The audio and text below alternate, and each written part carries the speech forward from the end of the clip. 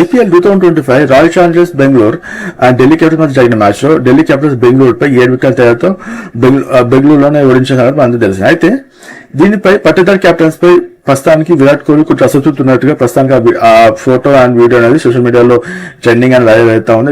ఇక్కడ వీడియోలోకి వెళ్తే మా ఢిల్లీ క్యాపిటల్స్ మ్యాచ్ లో ఆర్సీబీ క్యాప్టెన్ రజత్ పట్టిదార్పై విరాట్ కోహ్లీ తీవ్ర అసంతృప్తితో ఉన్నాడు అనమాట.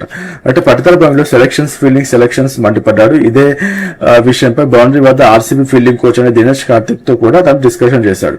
అయితే ఎస్ దయాల్ బెంగళూరు చివరిగా 18 పరుగులు రావాల్సి ఉన్నట్టుగా ఆ ఓవర్లోనే మ్యాచ్ ముగించడంతో అసంతృప్తి ఎక్కువ అయిపోయింది అనమాట. అయితే అంతేకాదు ఇక్కడ